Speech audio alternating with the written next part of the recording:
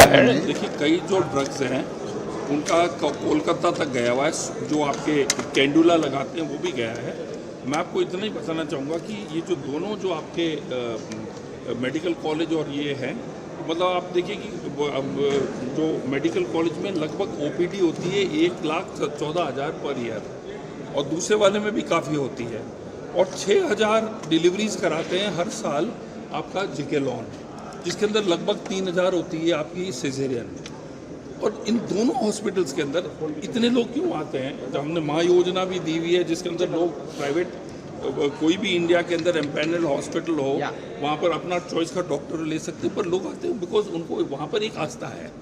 अब जो 6,000 ऑपरेशन इनके डिलीवरीज होती है, 3,000 आपके सिजेरियन होते हैं, वहाँ की मृत्यु दर जो है इस 0.1 to 0.2%, मतलब 1% भी नहीं है। जो भी हुआ है, सबसे पहले तो था कि इंस्ट्रूमेंट्स पे हो सकता है कोई इन्फेक्शन। दूसरा पॉइंटर आता है कि आपकी दवाइयों के ऊपर, इसके अंदर ये दो, क्योंकि कोटा के अंदर ही और अपने 2 हॉस्पिटल सरकारी के अंदर अचानक 2 दिन के अंदर ये क्या हुआ, ये इम्पोर्टेंट चीज़ ये है। एम्स की टीम भी कल आके चली गई, ताकि आप लोग नहीं कहें कि भाई आपने उच्च स्तरीय जांच नहीं करी। अब इशू ये आता है कि ये जो हॉस्पिटल्स हैं, इनको 20% जो दवाइयाँ और इंजेक्टेबल्स वगैरह जो है वो मार्केट से लोकल ले सकते हैं, विदाउट टेंडर, विदाउट परमिशन। जैसे ज़रूरत पड़ गई, आपका ये कम पड़ गया, तो इमीडिएटली यू कैन गेट। जो मैंने जो पाया, जो मेरा जो सोचना है कि इतनी जल्दी वो उनकी 8 घंटे 7 घंटे में गंभीर हालत होना और उसके 6-7 घंटे में डेथ होने का मतलब है कि कुछ चीज़ ब्लड स्ट्रीम के अंदर गई है। अब उसमें ये भी हो सकता है कि इंजेक्टेबल दवाई भी की गोली से भी ऐसा रिएक्शन नहीं होता है। अब इसके अंदर ये भी हो सकता है आईवी फ्लूइड, जैसे मान लो है अच्छी कंपनी का सब कुछ चाहिए, स्टोरेज उसकी सही नहीं हो, that could be one reason इसका है।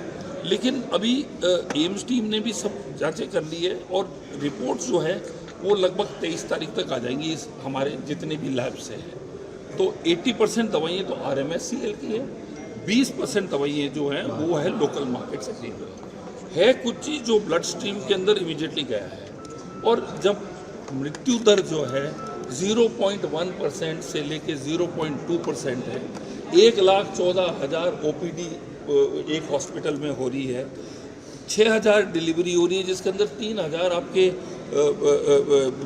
ये सिजेरियन हो रहे हैं। तो मैं सोचता हूँ कि ये ज़रूर कोई एक्सटर्नल चीज़ है जिससे ये डेथ हुई है। इसका हमें 23-40 तक, हम जब तक एम्स की भी रिपोर्ट आ जाएगी, तो काफ़ी मिस्टीरियस है। 2 हॉस्पिटल, सरकारी हॉस्पिटल एक सिटी के अंदर, तो ये भी नहीं कि कुछ पर्टिकुलर बैचेस तो सब जगह जाते हैं, कोई बैच की दवाई हो, स्टोरेज में हो सकता है, जो इंस्ट्रूमेंट्स प्रॉपर्ली सैनिटाइज नहीं हो, पर ये भी नहीं हो सकता कि 2 OPD के इंस्ट्रूमेंट सैनिटाइज एक साथ ही नहीं हो और अचानक 2-3 दिन के अंदर हो।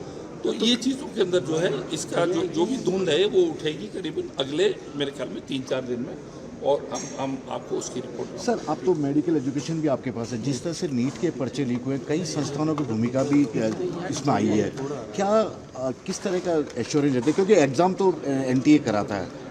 इसके बारे में मुझे पूरा आइडिया नहीं है कि एग्ज़ाम कैसे सेट होते हैं, कौन करता है, क्योंकि मेरा डिपार्टमेंट तो कर नहीं रहा है। तो ये एक विषय है जो शिक्षा विभाग और अन्य विभाग दे सकते हैं। मुझे इस पर अनर्गल टिप्पणी करना मेरे लिए उचित है। सर, आज गवर्नर साहब ने एक एजुकेशन सिस्टम को लेकर एक सवाल उठाया, उनका प्राइमरी एजुकेशन जो है उस पर ज़्यादा फोकस होना चाहिए बच्चों के आगे। बिल्कुल सही है कि बच्चे जो हैं जो स्टैंडर्ड 1 में आते हैं, उनका जो बेस जब तक स्ट्रॉन्ग नहीं होगा तो फिर आगे जाके कैसे होगा। तो उन्होंने जो बोला है कि जो आपकी बिल्कुल प्राइमरी लेवल पे बच्चे सब स्कूल जाने चाहिए, that is main thing. Attendance पूरा होना चाहिए, खाली स्कूल में जाए माँ बाप अटेंडेंस नहीं करें, तो वो मैं सोचता हूँ कि हमारे एजुकेशन की, हमारे देश की जो नींव है वो ये बच्चे हैं और इनकी एजुकेशन। मंत्री जी, कोटा का जो प्रकरण हुआ उसमें हालांकि आपने कुछ कार्रवाई भी की है, रिपोर्ट का इंतजार है, लेकिन प्रारंभिक तौर पे आपने जिन लोगों को हटाया है, क्या वास्तविकता में? देखिए, ऐसा है कि गायनोकोलॉजिस्ट जो का हेड है और जो ऑपरेशन थिएटर का हेड है, अब जब तक जांच निष्पक्ष होगी, ड्रग्स की जब रिपोर्ट आएगी ये होगी, हम किसी तरीके से उनको ना तो कोई पनिशमेंट दे रहे हैं, उसका एक तरीके का है कि जिम्मेवारी इनकी देख रेख में ये हुआ। चोर क्या है वो मालूम पड़ेगा। अगर इस इंजेक्टेबल्स जो खरीदे गए लोकल मार्केट से, इन लोगों की बस की बात नहीं है, तो इनके साथ कोई अन्याय नहीं किया जाए।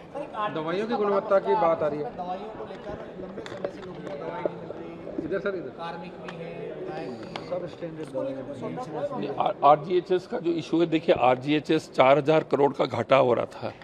ये जो 4000 करोड़ का हर साल जो घाटा हो रहा, जो मतलब हम पेमेंट कर रहे थे, ये पैसा सरकार के पास किसका है? ये टैक्स पेयर का पैसा है, आपका, हमारे टैक्सेस का पैसा है।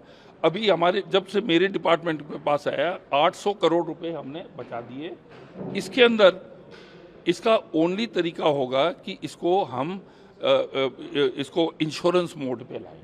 अब क्या लोग दवाई का प्रिस्क्रिप्शन लेके हेयर ऑयल भी ले रहे थे, दांत मंजन भी ले रहे थे। अब ये टैक्स पेयर का महीना पैसा जो है, इसमें हम लीकेज नहीं होने देंगे। हम धीमे धीमे इसको सुधार कर रहे हैं। 800 करोड़ रुपए हमने 4000 के घाटे से कम कर लिया है, और हम धीमे धीमे स्लोली जो एक सिस्टम को बिगड़ने में इतने वर्ष लग गए, मतलब बहुत सालों से ये सब हो रहा है, इसको सुधारने के अंदर मुझे थोड़ा सा समय माना जा रहा है सर, ये अब इंश्योरेंस ही करेंगे अब आप? इसके देखिए साहब, ऐसा इसके अलावा कोई रास्ता नहीं है। There is no way out.